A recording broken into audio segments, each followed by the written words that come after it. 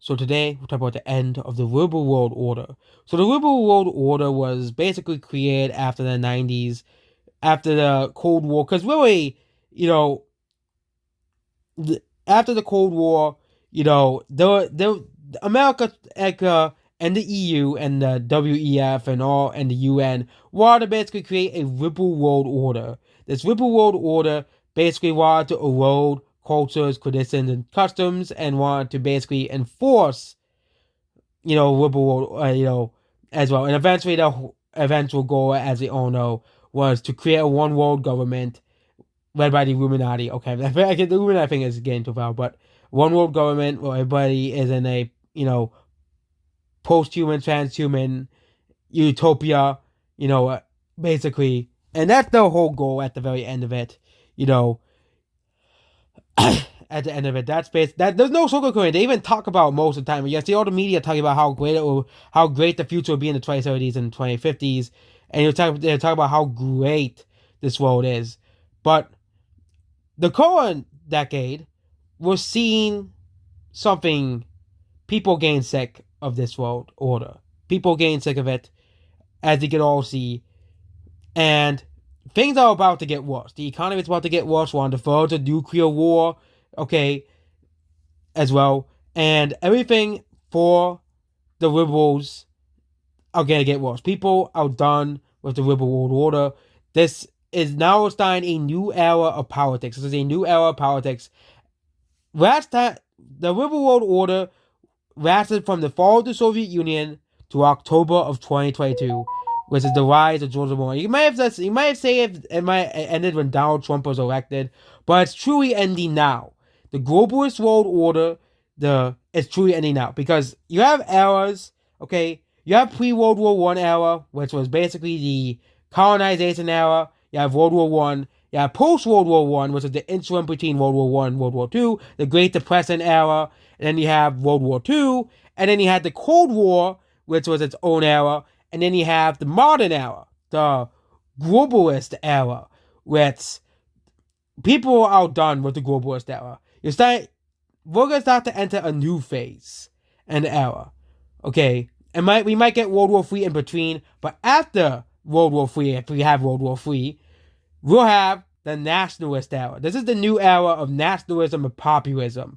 This is the era of nationalism and populism. Okay? And yes, there's still going to be neutral countries and liberal countries and even communist countries. But we're starting to see a the nationalist era, populist era, or the post-globalist era. We're already starting to see a post-globalist world start to form. In the form of China, India, Russia, and, of course, Sub-Saharan Africa. And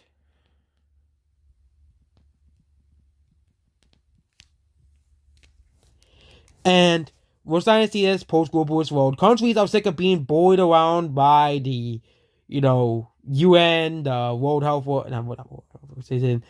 Economic Forum, United States. For example, Mexico is done with the immigration system that, the UN is promoting. Mexico literally created a national guard and is really now starting to actually start enforce its own immigration laws because Mexico is way more stricter with immigrants than America is. If you do not realize this, America is way more lax in terms of immigration, you know,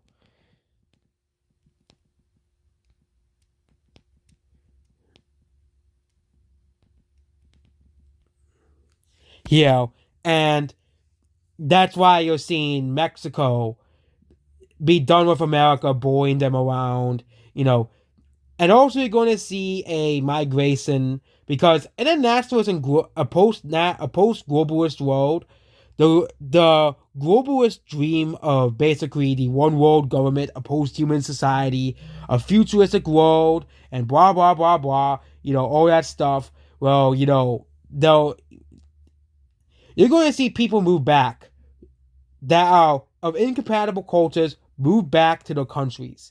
And this is gonna be the next waves of immigration. because immigration has always existed. For example, America, a lot of Europeans used to come to America. You're going to start to see, people who, because and I think one of the larger ones is going to be, for example, two of the largest ones I think is going to be South Asians and the Arabian Peninsula, because they really only go down to work, and they go back to India. I think a lot of those people are going to go back to India. Yeah, some of them are going to stay in the country and leave a lasting impact, a lasting legacy in those countries. Same thing with the largest group of immigrants nowadays in the United States, which is Mexican Americans, which are 1/5 of all foreign-born Americans today. You're going to see a lot of them just because they say, hey, there's literally two different countries forming here. Why would you want to be in a? Why could you go? And also because Mexico is really cheaper to live in than America. Okay, these people get a lot of money. Okay, heck, I have a lot of money. I can move back to my own country. We just gotta go back to my roots. Okay, you can see a lot of these types of things because of the there's no UN to tell people to move to this or do that.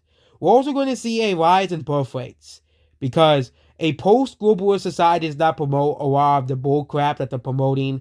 And you're going to see a rise in birth rates, a rise in religiosity, and you're going to see a rise in religiosity around the world, especially in the Western world. The Western world is going to see a great spiritual revival.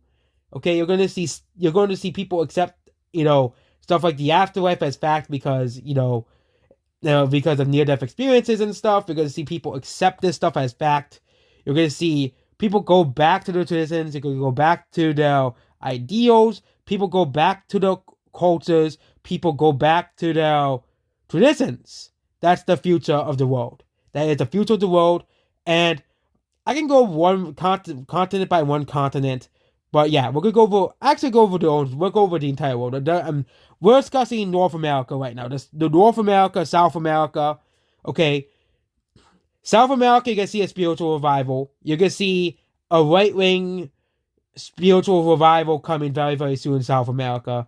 You kind of saw some of that in the 2010s, but South America is a very cursed continent politically. You can see the fall of Venezuela and a spiritual revival in South America, Latin America. You're going to see a lot of Latin Americans wanting to go back to the homeland.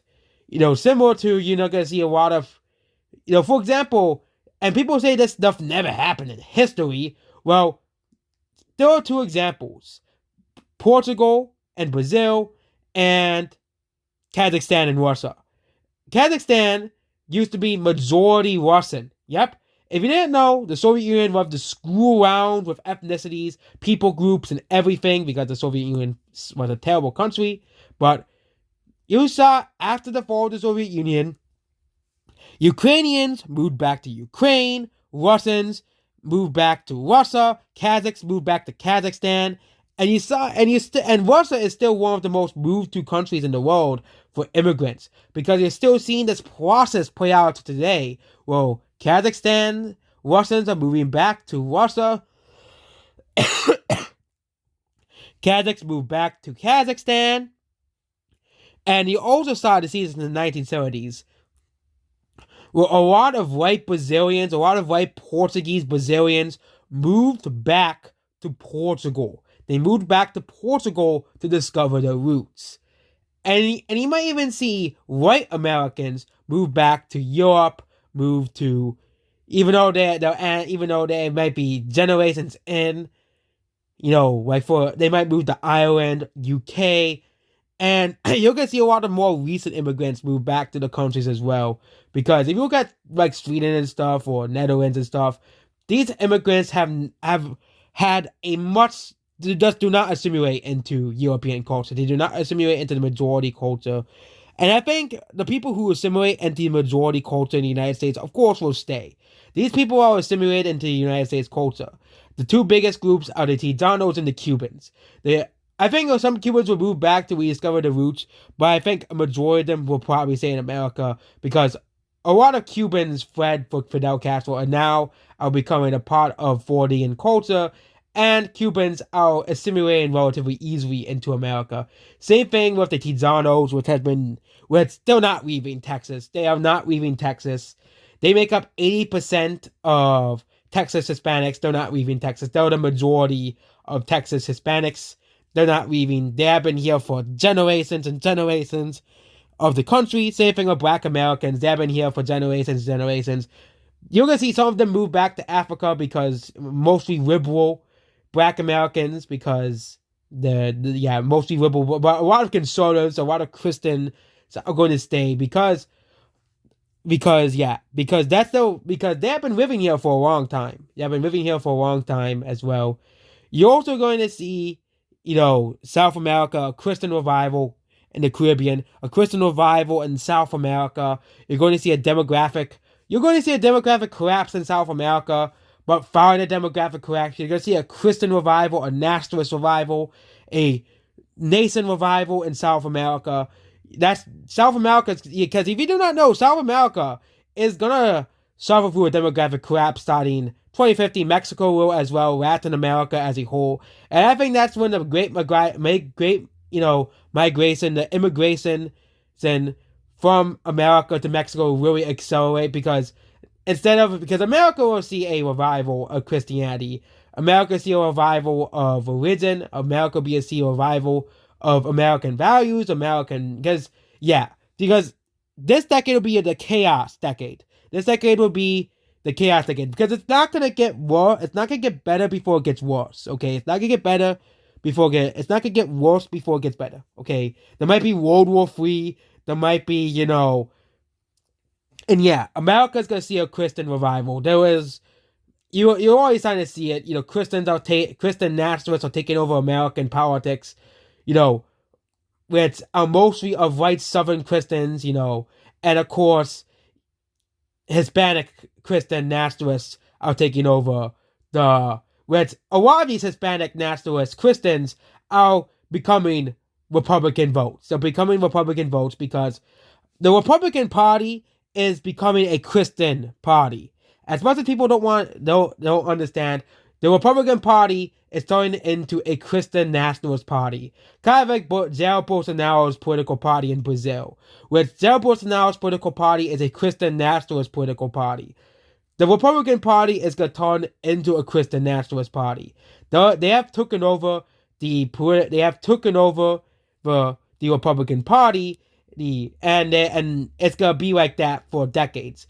Because before that, the Republican Party was kind of like the liberal party. They were kind of like a center-right party, and there were Christians in the political party, but it was really more of the Democratic Party. You saw Christian nationalists, but now the Republican Party, the Christian nationalists like Donald Trump and Marjorie Taylor Greene, and of course Tucker Carlson, and of course the populists are taking over the party.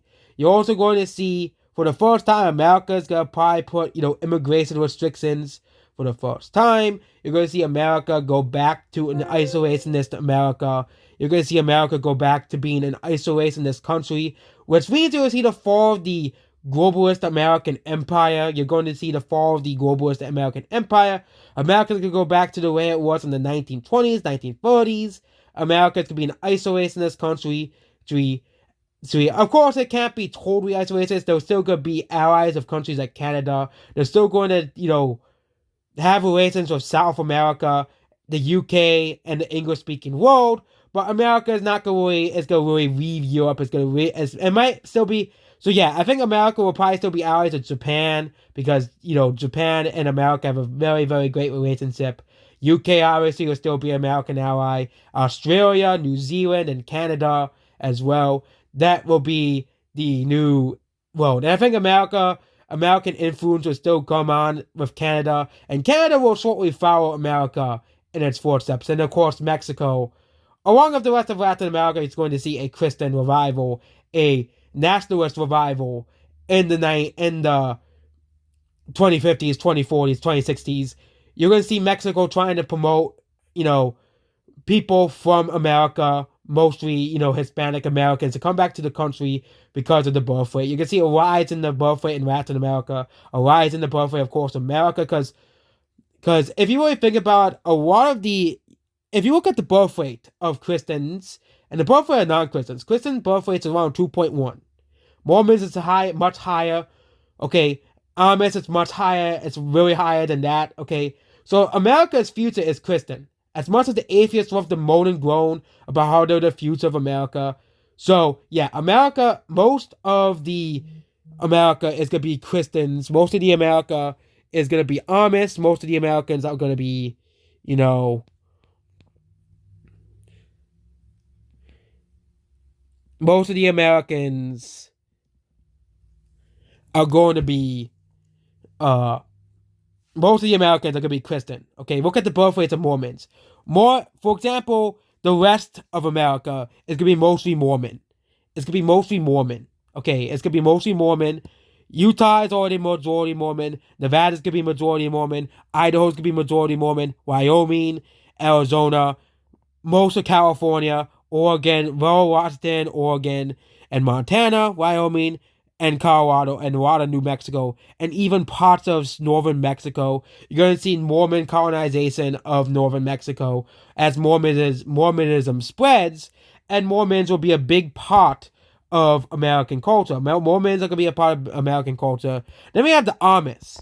Okay, the Amish are going to take over most of the Midwest, most of the Rust Belt, most of New England, which means by 2100, you're going to see a conservative New England, you're going to see a conservative, haven, a conservative Midwest. You're going to see, and the South is going to still stay the same. And you're going to see, and Texas and Oklahoma and parts of New Mexico and Arizona, the heavy Christian nationalist political parties. You could see, Americans, in Texas, New Mexico, Arizona. I think the states with the highest birth rates could be Mormon states, obviously, and of course, Texas, Arizona, New Mexico, and much of the South. The South is mostly still very religious, but it will also drive the growth rate of the new American country, alongside with the Amish and Mormons, and of course, conservative Hispanics, which Antizanos in the South of Texas and New Mexico. America will kind of still be pretty diverse as a country, especially with the Amish, mostly being found in the Northeast, the conservative South, and America will be a unified country based off religion. America will become a Christian theocracy, America's gonna become like the Handmaid's Tale. You're going to see America's gonna be a different country in 2100. America's gonna become very, very, very religious, very, very. There'll be very, very, and yes, there'll be the Catholic Texas, Catholic New Mexico, Mormon West, Catholic California, and you're going to see the Baptist South and the Protestant area of the New England area and West Virginia, Kentucky, and the Midwest, mostly that area as well. And this America will basically be unified by Christian morals and Christian values and Christian ideals will basically be the number one thing in American politics. There won't really be that much atheists because, of course, atheists do not have kids. Atheists have the lowest birth rate of any group in America, which is a big problem because a lot of the atheists are not going to have kids. A lot of these atheists are not going to have it. A lot of liberals are not going to have kids. Republicans do have kids. Republicans and conservatives do have kids, which they're going to become the majority of America. Republicans and conservatives are going to become the majority of America. Christian nationalism is going to be the future of the United States. And because Latin America loves to follow the United States of America, Latin America is going to become Christian nationalist as well. Latin America is a part of the world that most people don't really talk about, which mostly consists of the Caribbean islands, South America, and Mexico and Central America. Latin America is going to face a demographic crisis in the 2050s. The 2050s is going to be a demographic crisis for Latin America. Most of Latin American countries' birth rates are around 2.1 to 2.2, 2.3, 2.4. 2.5, and I think the highest is like 3.32 of Guatemala. All of these birth rates are expected to fall, which means Latin America's population is expected to crash. Okay, but Latin America, unlike the rest, is gonna likely retain its customs and values and traditions. Latin America is a very religious area of the world. And you're going to see in the 2030s and 2080s, at the end of the birth rate collapse, you're going to see basically the rise of Christian South America. You're going to see a rise of Christian nationalism in South America. You're already starting to see the echoes of this starting now with Bolsonaro, but basically around 2080s to 2090s to 2100s, you're going to see a Christian nationalist South America. As I already just stated, you're going to see South America is going to follow in America's footsteps, essentially. And it's going to become a Christian nationalist country. Continent, and Latin America be mostly Christians as well. Well, I wonder how immigration will be in these countries. And there won't really be much immigration in the future besides, of course, cultural, returnings and people returning back to their own country of people of similar culture, as we see the end of multiculturalism, which coincides with the end of the liberal globalist world order. You're going to see the end of multiculturalism, and America will still be a multicultural country. As I already explained, how Mormons, Amish, and Southern Baptists and Southern Catholics are all still very different. The Tijanos of Southern Catholics, Florida Baptists, and the South, the redneck culture will still be there, and you're going to see a change in American political parties. You're going to have a liberal political party, but you're going to have the Republican Party, and you're going to have new Christian political parties as well. Also, stuff like the separation between church and state will also be gone as well as America changes to the right. You'll see the end of wokeness. You'll see the end of all this stuff. You're seeing a cultural shift now against wokeness. You're seeing the cultural shift against woke values and ideologies. And I bet someone who was born in 2100 will probably look and frown upon America of 2020s, and especially look and frown upon Joe Biden as a president, as current Americans already do. South America and Latin America, yeah. Next continent we'll talk about is Europe. So Europe's gonna change drastically. Europe is gonna change drastically. Current Europe is declining birth rate, declining countries, Russia-Ukrainian war, and mostly liberal. Well, you're already starting to see the end of the liberal war of Europe. As of America and South America, you're going to see the return. There was a book that was made by a guy named Dr. Steve Torrey called The Return of Christendom, which basically says in the future, Europe is going to return to Christianity, and Orban is right where he says Christianity is the future of Europe. And, yeah, there's going to be a reconquista of Europe. So, yeah, remember the reconquista of the 1400s? Well, yeah, this is going to be the new this is going to be the new reconquista of Europe, which, yeah, Europe is electing the, Giorgia Meloni, the Sweden Democrats to power, and this is already the start of the new nationalist Christian Europe that we're starting to see. Viktor Orban, he's not going to be ousted. He's not going to be ousted. He might no longer be the leader of his political party. Of course, he's pretty old. And Poland is, Christian nationalist party. And you're also starting to see the revival of the Russian Orthodox Church in Russia. So, why are we seeing a rise in nationalism in Europe? Why are we seeing a rise in nationalism in Europe as a whole? Okay, and yeah.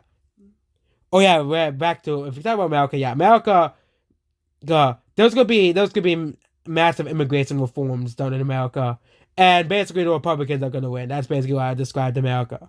But yeah, Europe, yeah, there's gonna be something to be done about all these people that have came here. People are done with this in Europe, and there's a reason why anti-immigration politicians are becoming so popular in Europe, because people are finally seeing that, hey, these people are too culturally different than Europe. People are too culturally different than us, and and yeah, it is very, very true.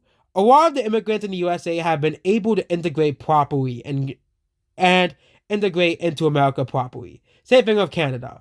But Europe struggles to implement immigrants. Some of them are able to integrate into European culture, but most do not. Look at pictures of France, look at pictures of Sweden, immigrant areas in Sweden, look at pictures of the Netherlands. They resemble third world countries, or California.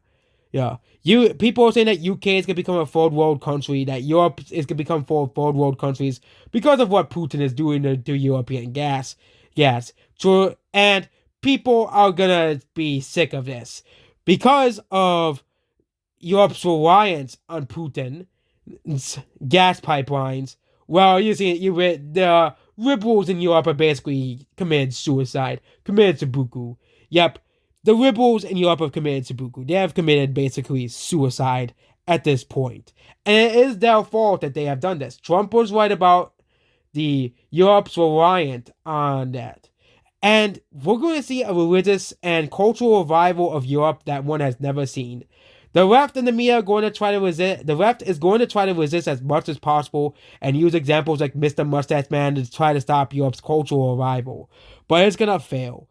Europe's going to have a cultural revival, and it is going to be very, very big and very, very consequential for Europe. Europe's cultural revival is already starting.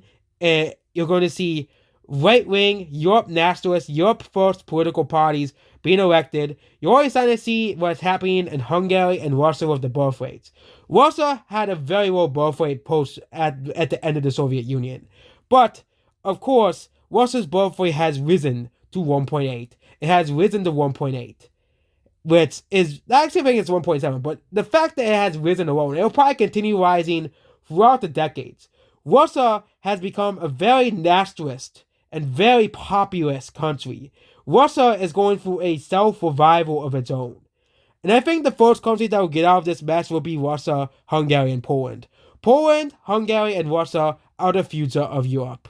Yes, I do not support the war in Ukraine. I do not support nuclear war at all. But yeah, Russia is eventually going to end up winning in the Ukrainian war because Russia simply has more people as well. And also because they have OPEC, India, and China on their side, literally right now. They literally have OPEC, China, and Russia on their side, forming a post-globalist society. And yeah, what Europe is going to see a cultural revival. It has already happened in Russia, where Russian unity and Russia actually hasn't been more united more than now. And we're going to see a cultural revival throughout all of Europe. Will this lead to a further fourth world war if Putin starts World War III? But yeah, we're going to see the end of the EU as well, and we might even see further balkanization of Europe. For example, Scotland and Catalonia becoming independent as well. Yeah, that's the future of Europe. Europe is going to go through a cultural and religious revival. It doesn't need as much explaining as America and Latin America, but yeah, it's pretty simple. You're going to see end of multiculturalism in Europe. Europeans are going to get sick of it, get sick of multiculturalism, and are going to rise up and take back the countries from the World Economic Forum and globalist worlds. Which you're always starting to see with the election of Giorgia Meloni, the election of the Sweden Democrats to power, and of course, Viktor Orban's revival of Hungarian culture and Hungarian birth rates. Next is the Middle East. So the Middle East, without, what happened, why most of the wars in the Middle East started. But yeah, the Middle East, I think it's gonna probably be one of the most peaceful regions by 2100. Yeah, one of the most peaceful regions in the world. The only reason why the Middle East is so divided is because of the globalism trying to force their ideals onto the Middle East. The Middle East is, besides Sub-Saharan Africa, is some of the most conservative areas in the world. And besides Israel, are extremely culturally similar, with the exception of Iran and Israel and Afghanistan and Turkey. Most of the we're going to see a new Islamic caliphate in the future, either headed by the Ottomans or Saudi Arabia or Iran. One of those countries is going to become a future superpower and going to unite the Muslim world, which will probably fulfill several Muslim prophecies in the world as well. Well, of course, Israel will still be an independent country because even then, a Christian nationalist America is still going to defend Israel. There's not, yeah, I forgot about Israel. Christian nationalist America is still going to give money to Israel and still going to defend Israel because, of course, Christians love Israel. They want to defend, the Israel. They want to defend one of the most important areas in the world to Christians, which is Israel. One of the holiest places for Christianity is, of course, Israel. But yeah, we're going to see a united North Africa. You're going to see a united Middle East, more than likely, because Muslims are all very similar. And they're kind of similar to America and Latin America. Middle East is going to be mostly based off of religion, especially the Arab world. Because a lot of the Middle East is very, very similar to each other. Okay, a lot of the Middle East is culturally similar. You might see North Africa be a united Arabian Peninsula, because a lot of the Arabs want to, have their religion as well. And also you're also gonna have a return to monarchy in places like Iraq, Syria, and Lebanon and Yemen, which is gonna further unify Middle East. I don't think the Middle East will all be one country, but they'll all be unified, right? And basically in a shared heritage, a shared, kingdom. And yeah, we're going to see the Middle East basically stay mostly the way it is. Islam is still going to be a majority religion in the Middle East. You're going to see people's views of Islam change as the Middle East is not actually that bad of a place without, George Bush interviewing of Iraq. Yeah, it's all because the reason why the Middle East is so disabled now is all thanks to Bush, Hillary, destabilizing Iraq, Libya, and of course, Saudis, which is backed by the USA, destabilizing Yemen and Syria. Yeah, the whole reason why the Middle East is so destabilized is because of the liberal global world order. But yeah, most of these countries are all the most traditional countries in the world. Next is Africa. So yeah, Africa is mostly going to stay relatively the same. Probably not borders-wise, but culturally, Africa is going to stay the same. Africa is some of the most traditional countries in the world, and some of the most Christian, Africa is divided between Muslims and Christians, and you're going to see a lot of Africans want to return home, especially the ones that have migrated to like Asia, Europe, South America, and the United States. As Africa becomes more and more prosperous, as millions of Africans get lifted out of poverty, a lot of people from Africa might actually want to return home to discover the cultural roots. Again, this will be very similar to what happens to Latin America and India, and even Europeans living outside of Europe coming back to Europe. Of course, Africa is already in a power post-globalist society with, of course, India, China, and Russia. But yeah, Africa is some of the most traditional societies in the world, and I think Africa will continue to become friends with countries like India, countries like China, and countries like Russia. You're going to start to see countries like and I think the big superpowers of Africa are going to rise out in this coming century. And I think the three superpowers of Africa is going to be Ethiopia, which Ethiopia has been around for centuries now. Nigeria, which is a population hub, and now is becoming I don't think the current country of Nigeria might exist, but a new state out of Nigeria will form and basically create a new African nationalist country. And of course, I think the country with the biggest potential is the East African Federation, which proposes to unify South Sudan, Uganda, Kenya, Rwanda, Burundi, Tanzania, and the Democratic Republic of the Congo. All of these countries will be united. And yeah, South Africa is collapsing. I don't think a country like South Africa will exist. Africa will become more and more prosperous throughout the decades. I think the most successful countries in Africa are going to be Ethiopia and the East African Federation and South Nigeria. these countries are already becoming the capital of Africa. And sub-Saharan Africa is going to have massive growth in population, which unlike the rest of the world will see depopulation. Sub-Saharan Africa's population growth will be pretty good for the continent. You have millions of new workers. You have millions of workers. You'll see urbanization in Africa. And yeah, you're going to see, and Africa is going to be like very, very similar to many like America in terms of how it is. You're going to have people around in big cities, and also you can still have rural areas where African traditions are still practiced. And I think Africa has the most promising future of any continent besides Asia. Yeah, Asia will become, because this century belongs to Asia. It really does. But yeah, Africa is going to probably become, whereas Africa doesn't really have much history as a continent. It was mostly just jungle and people and tribes. And, of course, North Africa and Ethiopia as well. And of course, let's not forget the richest man came from Africa, Mansa Musa. And also the richest man came from Africa, Elon Musk. Yeah, he came from South Africa. And yeah, you're going to see Africa stay relatively the same culturally, except for more and more people are moving to the cities for more urbanization. But the rural Africa will still be, if people will move, and of course people will move in and out of the cities. Some people will move back to the countryside of Africa to go back to the rural areas of Africa. Africa, I think, has the most potential of any continent. They have a lot of natural resources. They have some of the most iconic animals in the world, which makes for good tourism opportunities.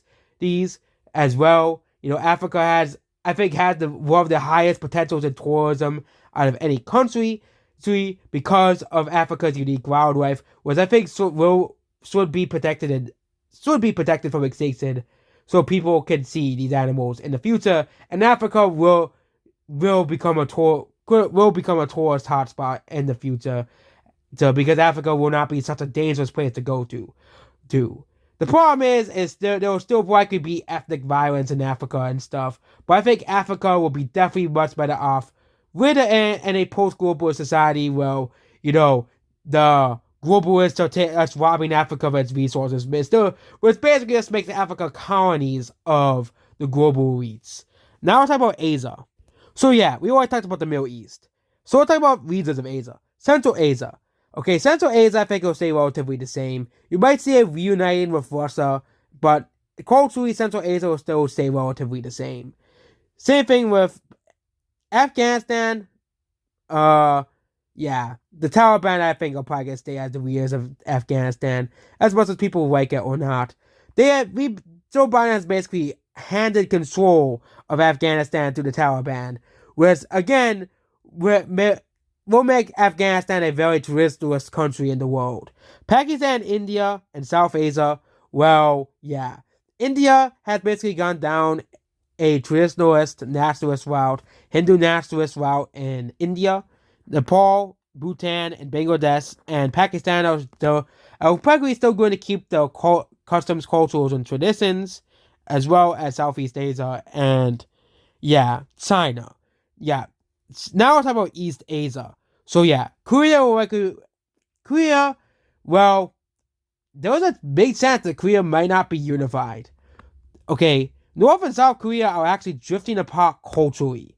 Okay, which means, and actually a majority of South Koreans are now actually opposing to unification because South and North Korea as effectively became two separate cultures. And yeah, I think Asia's biggest problem is still the demographic loss in Asia. China is, yeah, the CCP is doing everything they can to make babies be born in their country. But yeah, Asia's gonna go through a massive demographic decline. But I think through spiritual traditional revivals in the future and traditions in Asia, you're going to see a revival in Asian population in the future. For example, Indonesia, Malaysia, Philippines, and of course, the Southeast Asia and South Asia and Japan. So yeah, I think the future is going to be a post-globalist society. People are going to return back to their cultures and traditions.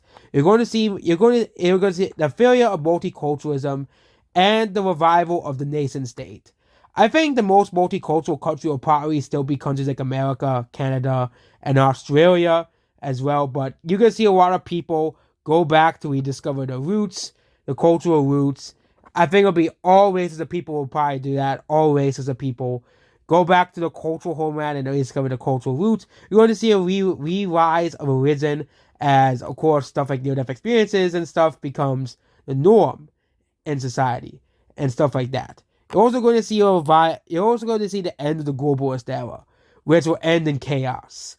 I don't know what will happen at the end of the chaos, but we're currently living in the chaos. And what will end this era of the world? Who really knows? Maybe a World War IV, maybe a World War V, or maybe we'll have world peace finally. But there'll be something that will start something in this world. I am almost certainly think that's going to happen that way. But yeah. Or maybe humanity might be united. Yep. Instead of a great reset for what the UN wanted, we're going to get a great reset for the world, which will be a great reset back to cultures, traditions, and religion. Yep, we're going to see the end of stuff like atheism, the end of stuff like that, and we might see the world stagnate for a while in terms of technology, as people reject stuff like the post-human ideas and stuff, and as well, and also going to see, people respecting each other's culture, which means realistically the world will be multicultural, but there will be borders instead of one country, like the UN wants, and the World Economic Forum wants, as well as the globalists want a one world government, where everybody is the same and everybody practices the cultures under one world government.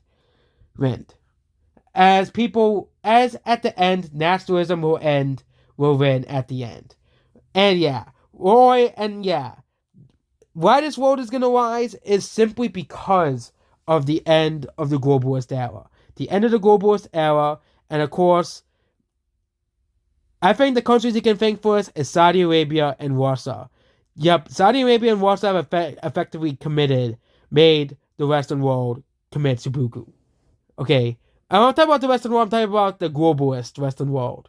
The Western world will still exist. They will have to go through a cultural and spiritual revival. Asia's going to go through a spiritual revival. You're already starting to see this in China, the rise of Confucianism. You're going to probably see a rise in Shintoism again in China. Japan's going to see a rise in, Shintoism. And Korea, you might see a rise in Shamanism, but yeah, South Korea is going to become a Christian country. Yep, it's going to become a Christian country. And you're going to see a rise in Christianity in China as well. Well, as much as the Chinese government will try to tell you that there isn't Christians in China as well. And yeah, you're also going to see a rise in Buddhism in Southeast Asia and Tibet. And of course, you're going to see Uyghur. And of course, yeah, I wonder what happened to Xinjiang in China as well. But yep. And also what happened to Papua New Guinea. And Pacific Island peoples. Yeah, they're going to remain the cultural traditions as well. And Australia and New Zealand, well, everybody's going to forget Australia and New Zealand exist. Yeah, Australia and New Zealand does forget they existed. Okay, let's forget they existed. Okay, but yep. That is it, and that will be the future of a world in a post-globalist society. You're going to see this overall, people just go back to the traditions, norms, and morality as well. And yeah, this is going to be the future of the world. And yeah. And I also expect life expectancy to go up to like 90 to 100 as well in most of the world because of medical advancements. And maybe you might see the end of aging altogether. But we'll see if people really accept stuff like that. But yeah, that's based off this video. Goodbye.